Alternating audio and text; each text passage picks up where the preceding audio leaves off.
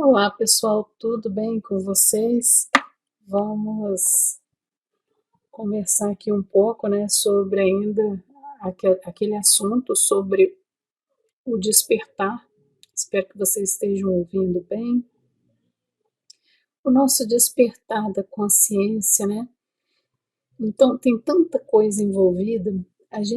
Eu, por exemplo, como trabalho com terapia holística, coach holístico, a saúde em si, como que o despertar, se cada vez que a gente vai estudando mais esse assunto, mais a gente vai entendendo que a gente não sabe absolutamente nada. Como que Deus é perfeito, maravilhoso na sua inserção, conexão. Nós somos aprendizes mesmo. Tem muita coisa que a gente tem esse feeling que às vezes você conversando com uma criança, às vezes a gente acha assim, gente, como que essa criança sabe dessas coisas? Tem coisas que ficam no nosso subconsciente. Vou beber uma água aqui. Então assim, a gente não sabe o que a gente aprende até na hora, no útero, né? Numa conversa aí com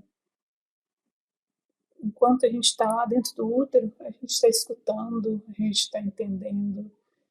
Tem algumas pessoas acreditam em outras vidas, outras não. Mas uma coisa é certa, há muito mistério, há muitas verdades que a gente precisa entender sobre o que é o nosso pensamento e o que é a nossa saúde em si, e interligando também a doença, né?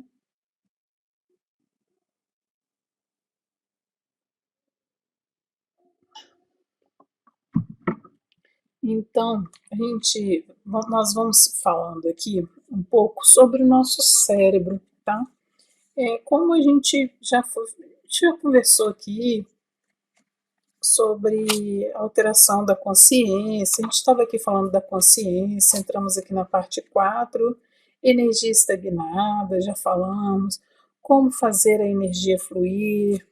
Agora a gente vai no X da questão, a busca do caminho da cura. Agora a gente vai entender o que é isso, explorar o mundo como forma de autoconhecimento. Tá vendo como tem o uso da linguagem como principal agente gerador da razão. Então, gente,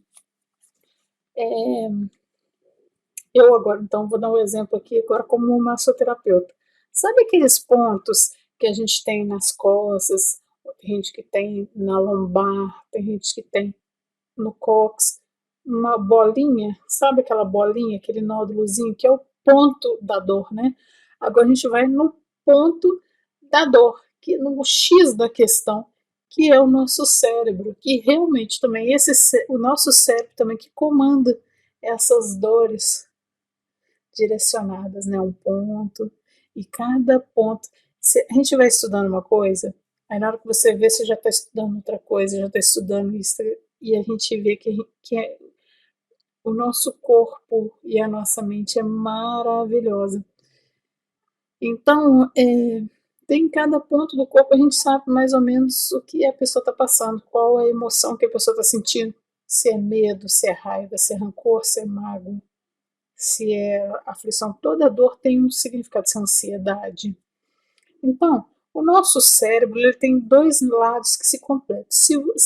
Não sei se vocês já ouviram falar do Yin e Yang, eu já falei aqui, mas também tem pessoas que falam aqui lado feminino, lado masculino. Agora a gente vai entender essa conexão, que tem muito homem que é machista e fala assim, eu não tenho lado feminino, não.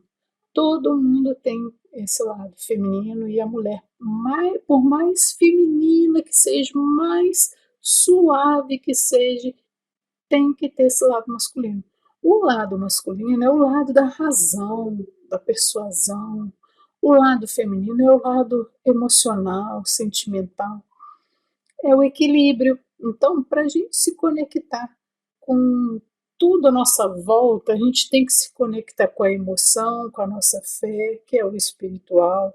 Temos que, temos que conectar com o mundo, né, o lado racional, pisar na terra, né, porque senão se a gente fica muito só no emocional e espiritual, a gente fica muito fora da atmosfera. Então as pessoas acham que a pessoa é doida, que a pessoa tem algum problema, né, saúde mental, e às vezes não, é um desequilíbrio. Mas isso tem que ser também. Você, por que a gente está estudando aqui? O despertar da consciência, é para a gente ter consciência daquilo que a gente pode evitar. Às vezes a gente pode ter consciência, mas peraí, não, eu tô muito voltado para esse lado, peraí, tem que me conectar. Tá? Isso serve para mim, serve para todo mundo.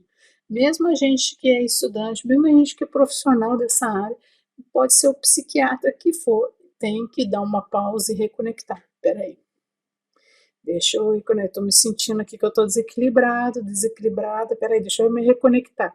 Deixa eu pegar aqui, mexer no jardim, deixa eu respirar o ar livre, ficar olhando a paisagem, olhando para a lua, se reconectar, sabe? Isso é muito importante. Então, o nosso cérebro tem dois lados que se completam. Dizemos que o ser humano está dividido e busca sua unidade, né? Que é nesse equilíbrio que a gente vai encontrar esse tempo, né, da evolução. A sociedade cobra a gente muita coisa, então às vezes a gente não consegue administrar. E quando a gente não tem essa consciência que a gente está indo muito, é a mesma coisa de você pegar, colocar dois pesos aqui, é isso mesmo, dois pesos e duas medidas, a mesma medida de um lado e do outro. Mas de repente, você, aí vem alguém e coloca mais, tipo, coloca aqui 2 quilos aqui de arroz, 2 quilos de arroz aqui. De repente vem um, coloca mais 1 quilo de arroz aqui, não coloca nada aqui.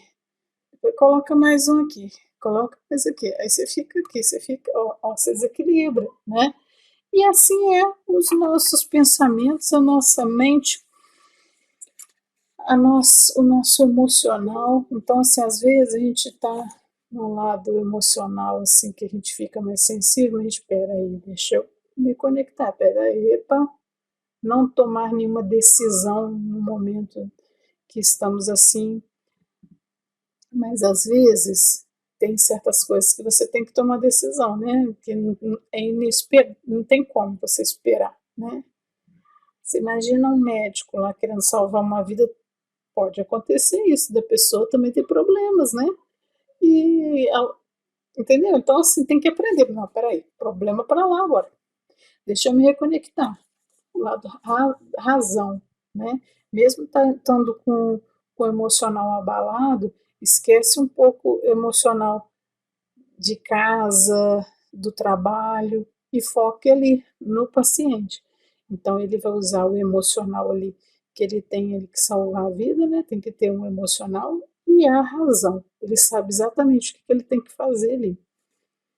Então é esse equilíbrio, né? Então assim, como já dissemos, nosso cérebro está dividido em cérebro direito e cérebro esquerdo, cada um com funções distintas. Olha só que importante, né? Mas muito integrados e atuando em harmonia e sem divisão. Essa formação do cérebro, descoberta pela moderna neurociência, é o que os antigos orientais do confucionismo denominavam cérebro yin e yang. Também já mostramos que o cérebro yang, chamado do lado masculino, e o esquerdo capacitado o esquerdo é capacitado para desenvolver raciocínio lógico e racional. Faz raciocínios de planejamento, trabalha de forma descritiva e narrativa. E através da narração podemos montar toda a história de uma pessoa ou mesmo um raciocínio matemático. Para um raciocínio lógico, são necessários fundamentos e o pensamento se desenvolve a partir deles.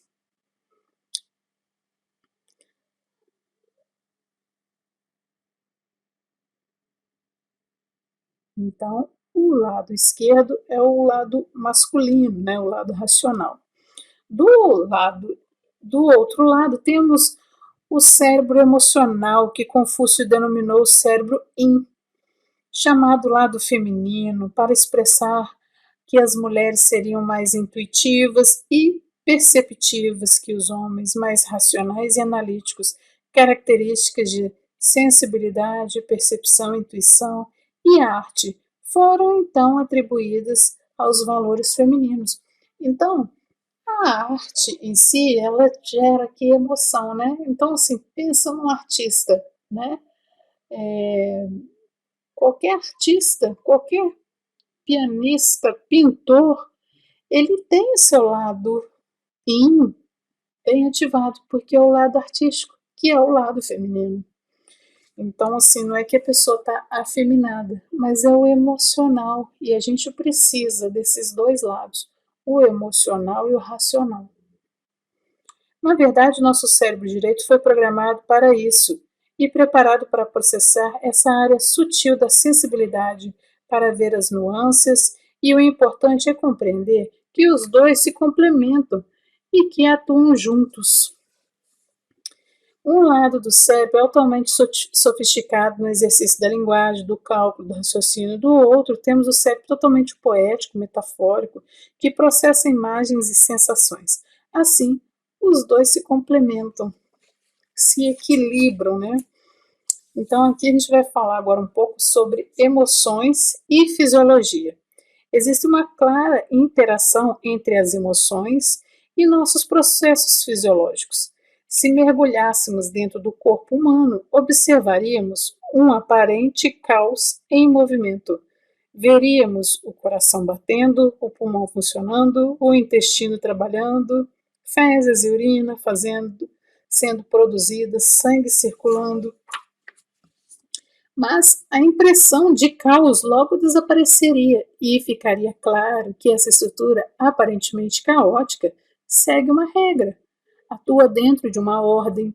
Quando uma pessoa recebe um estímulo e por alguma razão se emociona, o coração passa a bater mais rápido, o estômago produzir uma quantidade maior de ácido, o rim produz urina, o sangue tem o pH alterado, e se olharmos ao microscópio, veremos alterações na produção de linfócitos, de hemácias. Parece algo complexo e caótico, mas o processo segue uma regra que chamamos de homeostase.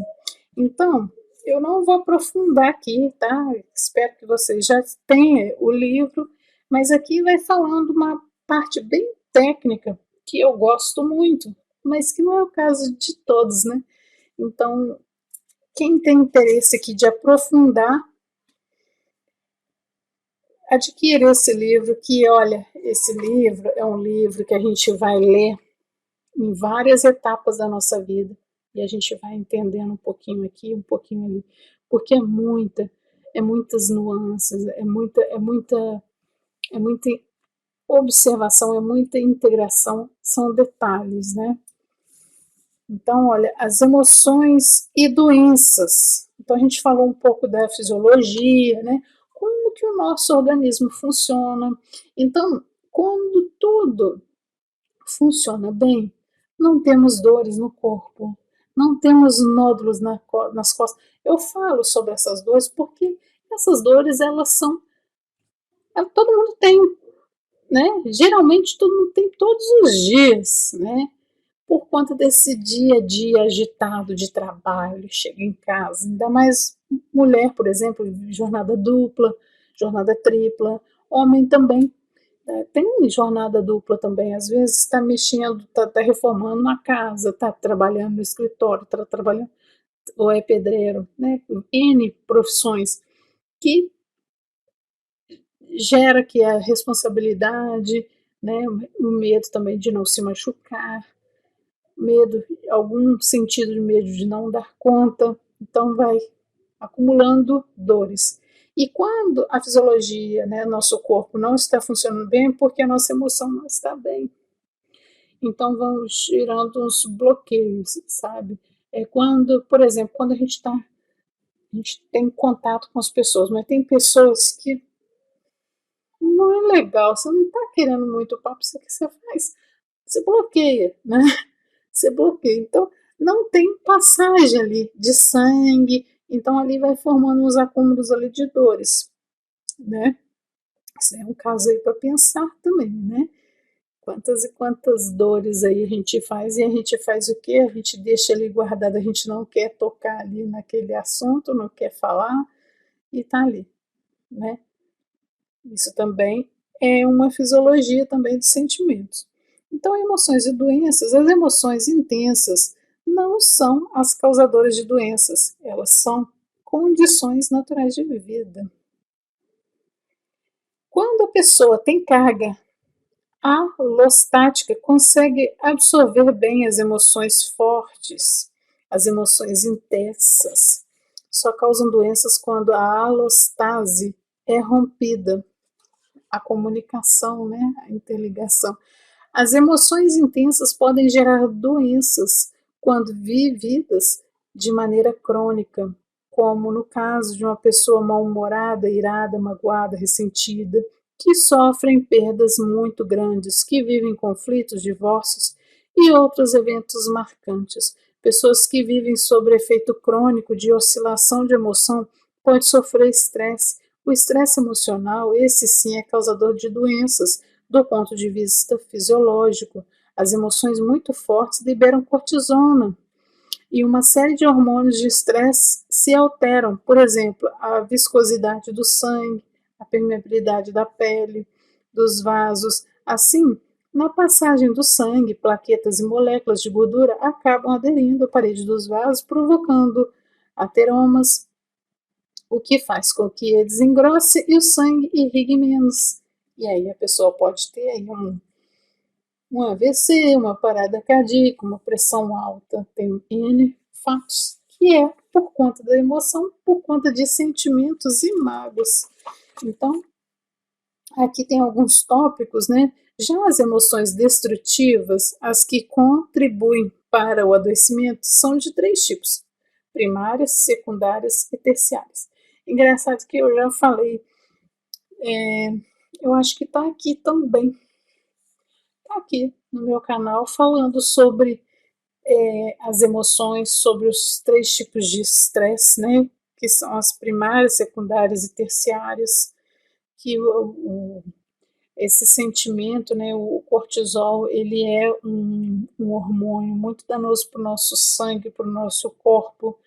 O cortisol, ele, além de dar essas doenças nos traz obesidade, flacidez. Olha só quantas e quantas coisas por conta de emoção, de mágoa, de ressentimento, né? Emoções primitivas ou primárias são emoções inerentes e herdadas. O medo, que está ligado à repulsa, à rejeição, ou a alegria ligada à excitação, ou ainda a raiva e a ira ligadas à ameaça.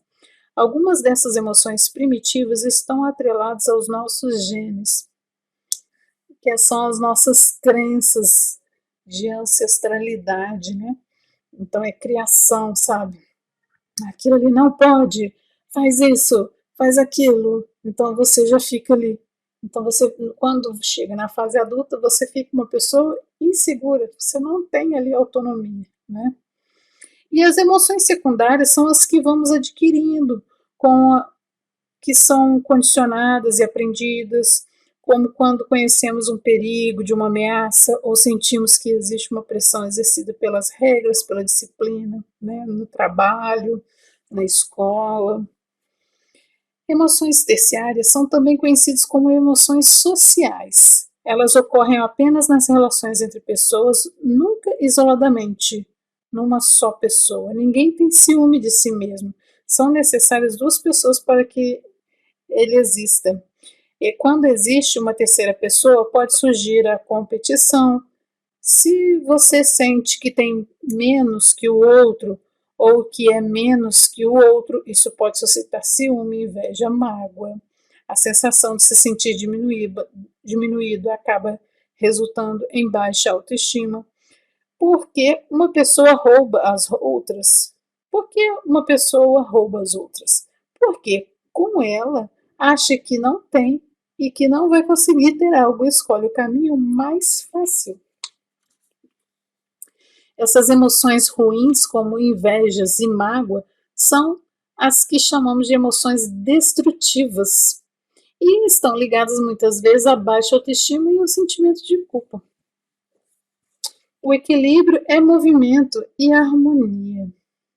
A doença pode ser definida como resultado de um desequilíbrio, mas o que é equilíbrio? Então, equilíbrio, eu comecei falando sobre isso, né? São a emoção e a razão juntas. Quando a gente tem respeito, né? O limite ali. Qual que é o limite seu de território, de espaço? É onde encerra e inicia o do outro, né? Então a gente tem que respeitar o limite do outro e o seu limite. Esse é um movimento de equilíbrio e harmonia, né? Então, olha, o conceito sobre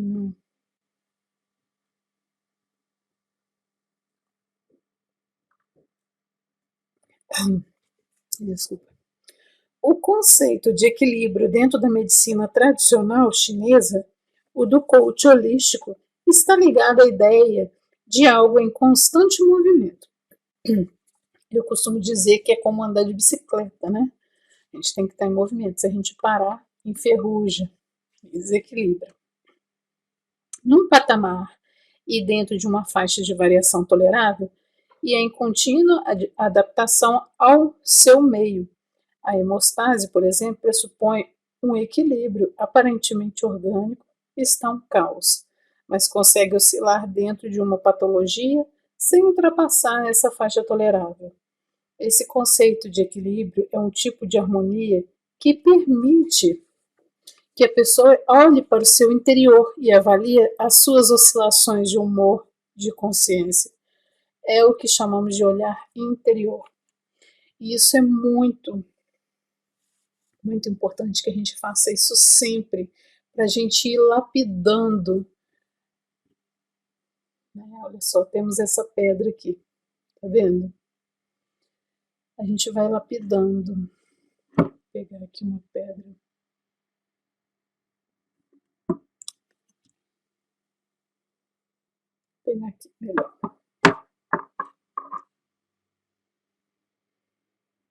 Tá vendo a mesma pedra? A gente vai lapidando.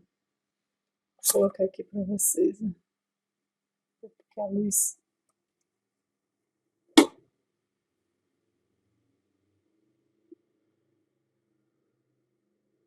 A gente vai lapidando, né? Os nossos sentimentos quando a gente volta para dentro de si e a gente começa a refletir: peraí, eu estou agindo com egoísmo, eu estou sendo egoísta, eu estou sendo infantil, eu estou sendo, desculpa, autodestrutiva, autodestrutivo. São essas análises que a gente deve fazer sempre e para a gente buscar o equilíbrio e o entendimento, porque a partir do momento que a gente tem esse equilíbrio, a gente consegue entender até as outras pessoas, começa a ter empatia, tendo esse equilíbrio, né? Como restabelecer o equilíbrio e curar doenças? É a partir dessa postura, né? Diante da vida, e o lado psicológico nos indica como a pessoa se desenvolveu e olhar para si, né? Então, esse lado do meio, né? Do meio de acordo, né? Enxergue seu meio de acordo com a sua própria realidade. A gente tem que se conectar com a gente e ver qual é que. Peraí, meu Deus, eu senti inveja. Não é um sentimento muito legal, né? Não é um sentimento muito bacana. Então você pode transformar esse sentimento. Eu não quero ter esse sentimento de inveja. Eu quero que esse sentimento seja um sentimento, um exemplo, tá? Que eu possa visualizar que se a pessoa conseguiu, eu também consigo, né? Fulano é rico, mas a pessoa é rica porque nasceu no berço de ouro. Mas tem muita gente que é pobre, tem gente que foi morador de rua. Por quê? Né? O Silvio Santos, por exemplo, ele trabalhou vendendo na rua, né? Como é que fala? Ah, esqueci o nome. Então, assim, ele era vendedor ambulante, né? E olha só o patrimônio que ele conquistou, ninguém deu para ele, ele trabalhou. Então, são essas pessoas que a gente não tem que ficar com inveja. A gente tem que pensar assim, poxa, que bacana, né? Poxa, aí, olha só, tem um exemplo ali, né? Agora, seria muito triste se não tivesse exemplo nenhum de ninguém. Então, a gente não pode invejar. Ah, fulana arranjou um namorado rico. Mas isso daí, que mérito que ela tem, né? Assim, arrumar um namorado. De repente termina, e aí? Né? Então, assim, são méritos. Mas mesmo assim, se você inveja uma pessoa assim, então você tem que começar a pensar, meu Deus, mas por que que ela conseguiu esse namorado rico? Autoestima. Isso sim, a gente tem que bater palma. Peraí, a pessoa ali tem autoestima. Às vezes a pessoa que é muito bonita, às vezes consegue pessoas aí tranqueiras, e uma pessoa bem feia consegue uma pessoa, né, que enriquece, prospera, mas porque autoestima, segurança, se garante. E como que você se garante? Tendo esse equilíbrio dentro de você, esse auto-equilíbrio, de você raciocinar, de saber escolher, ter a escolha certa, né? Tem muita gente que tem dedo podre, né? Mas falta de equilíbrio. Tá muito no racional e não tá no sentimental, ou então tá muito, sei lá, né? Algum desequilíbrio tem. Então a gente já falou aqui sobre os remédios, né? E a somatização também do sofrimento psicológico já falamos, tá? E a gente vai falar um pouco aqui, eu até deixei marcado sobre, olha, se pesquisamos a gênese da doença, vamos encontrar em muitos casos conflitos emocionais em suas origens, que causa estagnação da energia e prejudica sua expressão correta do corpo físico. A úlcera gástrica é outro exemplo. Quando alguém sente muita raiva, quer gritar e não consegue colocar para fora esse sentimento, tensiona e contrai o diafragma, empurrando o estômago para o lado, o que provoca gastrite de antro. Ninguém desenvolve uma úlcera de uma hora para outra. Primeiro surge a gastrite de antro, depois a pangastrite, gastrite generalizada e depois a esofagite. São os passos por meio dos quais o organismo grita por socorro, mas o indivíduo não procura ajuda e a acidez começa a corroer o estômago e provocar ulcerações. Não é puxando sardinha para o meu lado, é puxando sardinha para todos os profissionais dessa área. Mas olha, um bom massoterapeuta, se você tem aí muita ansiedade, um bom massoterapeuta é um investimento da sua saúde. Tem muita gente que fala assim, eu vou pagar massagem, prefere pagar remédio. Aí você compra remédio, começa a somatizar um monte de doenças, que a gente já falou aqui sobre somatização de doenças. Você tem um problema, você tem uma dor de cabeça, aí você toma remédio, já começa a dar dor no estômago, aí a ansiedade ainda continua, você ainda continua com a dor de cabeça, você toma mais remédio, tem a dor de cabeça, a ansiedade, começa a dar úlcera, gastrite, esofagite, tá? É quando, depois de todos os avisos, surge a úlcera, que é resultado da pressão causada pelas emoções que esse indivíduo engoliu ao longo de dias, meses, anos e não conseguiu pôr para fora. Indico também terapia, né? Psicólogo, psiquiatra, mas também um terapeuta holístico, um psicoterapeuta, tá? Terapeutas de florais. Tem várias formas de fitoterapia, né, que são as terapias com as ervas. Quanto mais natural, é uma terapia complementar, é lógico. Quanto mais natural, melhor. É menos um remédio que você vai ingerir.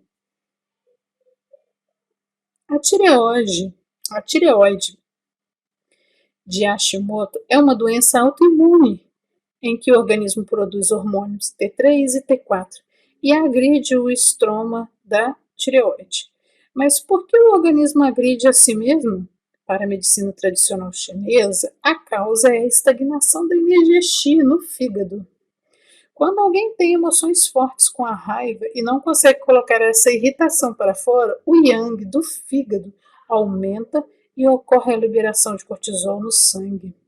A principal causa do aumento da energia do fígado, conhecido na medicina tradicional como ascensão do yang ming no fígado, é a repressão de emoções como cólera, a ira e a raiva. Os problemas causados pelas emoções estagnadas atingem principalmente 5 regiões do corpo físico. O peito, primeiro, sensação de aperto no peito que pode levar ao desenvolvimento da angina. 2, seios, que pode desenvolver o câncer, de mama. O estômago, formação das úlceras. Pescoço, tireoide de Hashimoto. 5, baixo ventre. No caso dos homens, provoca problemas de próstata e no caso das mulheres, mioma no útero, endometriose, etc. A hipertensão arterial resulta no que chamamos de aumento do yang no fígado, devido a oscilações emocionais altos e baixos no dia a dia, sentimentos alternados de vitória e derrota, frustração e satisfação, irritabilidade e inquietude, excitação, alegria excessiva, estresse. Tudo isso sobrecarrega o indivíduo, deixando o humor instável devido à oscilação emocional. Na medicina tradicional chinesa, essa instabilidade emocional e variação de humor são comparados a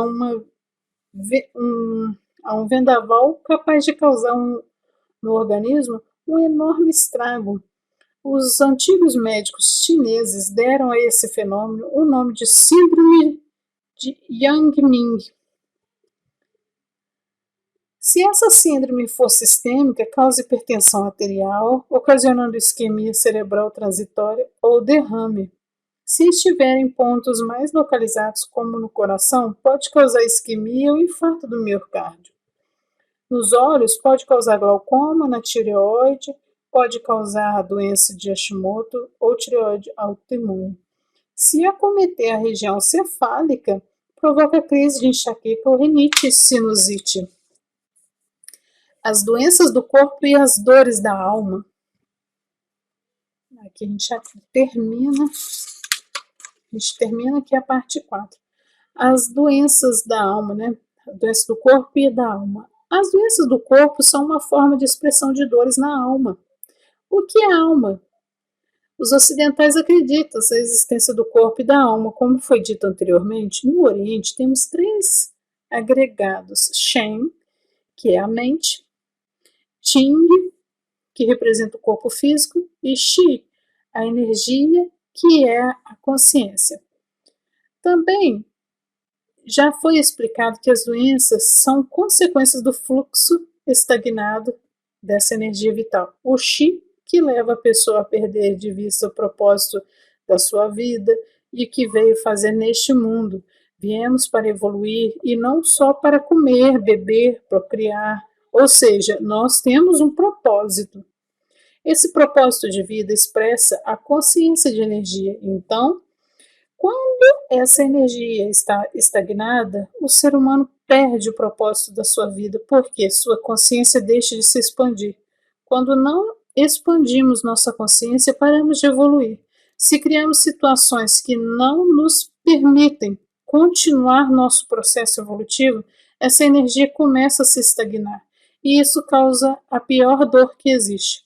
Quando alguém tem uma dor física, pode suportá-la bem, se tiver um córtex cerebral bastante evoluído e desenvolvido. Mas o que é a dor da alma? É um sofrimento que destrói a nossa personalidade, o nosso jeito de ser e nos tira do caminho do verdadeiro propósito da nossa vida. Essa dor pode se manifestar de várias maneiras, desde uma simples crise de ciúme causada por uma traição, até um câncer ou outras enfermidades que acabam afetando a vida de todas as pessoas próximas de quem adoece. Cada um de nós tem o dever de ajudar as pessoas à nossa volta a evoluir. E quando alguém desenvolve uma doença, acaba afetando todo o seu entorno, né? Interferindo em seus processos evolutivos, como no caso de uma mãe que acaba prejudicando a filha ao provocar em si mesma uma doença, forçando-a a permanecer perto dela. Ou o pai que adoece para manter toda a família unida. Eles não apenas deixam de evoluir, como também atrasam a evolução de todos ao seu redor. Essa é a pior dor que existe, aquela em que a pessoa não percebe que provoca o sofrimento e a preocupação dos outros. Então a gente termina aqui com essa quarta parte que foi encerrada, a gente inicia a quinta, e a gente é uma coisa aqui para a gente pensar, né? Então, às vezes, eu me pego assim com dor de cabeça, aí dá uma vontade de tomar um remédio, sabe? É lógico que quando tá demais, é lógico que eu vou tomar o remédio, se for necessário. Mas eu já me peguei com esse despertar da consciência, eu já me peguei algumas vezes pensando em tomar remédio. Aí eu vou, peraí, porque a primeira coisa que a gente pensa é tomar remédio, né? Peraí, se eu tô assim, eu tenho a ferramenta, eu já tenho esse conhecimento que eu tô assim porque eu tô ansiosa, tô preocupada, né? Então, se a gente tem as nossas obrigações do dia a dia, a gente fica preocupada, será que eu vou dar conta, né? Contas para pagar e tal, essas coisas do dia a dia. Aí, quando eu me parei, eu falei assim, peraí, deixa eu me reconectar, deixa eu fazer uma meditação, peraí. E aí você vai fazendo, vou beber uma água, vou comer uma fruta, não estou comendo bem. E você começa a fazer isso, a dor vai passando. Aí você pega e faz uma automassagem, você pega e faz um escalda-pés, né? Toma um banho também, o banho também ele parece que faz uma limpeza, né? Parece que tira uma crosta assim na gente, assim, uma casca invisível de peso. Então, e melhora. Agora, quando não melhora, a gente tem que tomar remédio sim, mas a gente tem que ter essa consciência que tem certas coisas que a gente pode resolver por si, sem precisar de tomar remédio, né? Então fique aí, reflitam, aí também que eu vou refletindo aqui também, porque esse estudo aqui é nosso, né? Fiquem com Deus, muita paz. Eu vou pegar aqui uma mensagem aqui para nós, para encerrar esse estudo. Tem que pegar aqui.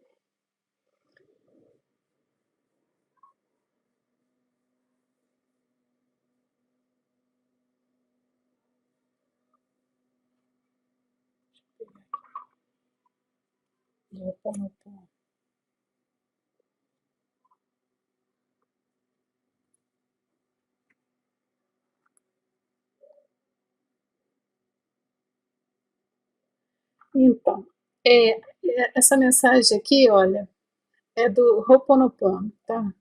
Então, isso aqui é uma palavra havaiana, kanaloa. O que é kanaloa? Significa o eu central. Tem tudo a ver com o que a gente falou aqui. O eu central é a gente centralizar, né? Tá bem ali nivelado o nosso lado feminino, o nosso lado masculino. Aquele que deseja quais bloqueios emocionais preciso limpar no meu interior. Olha só. Então, quando a gente sente uma dor, é alguma coisa que está em desequilíbrio. Então, é a hora da gente se conectar com, né, com o nosso eu superior, com o nosso central, né, nosso pensamento central, e ver quais os lados aqui que está em desarmonia. E você procurar fazer isso, né? Eu sei que não é fácil assim iniciar fazendo isso, mas quando você pega o embalo, é igual andar de bicicleta, né? Depois a gente não perde mais a prática, tá bom? Beijos para vocês, fiquem com Deus, até a próxima. Tchau, tchau.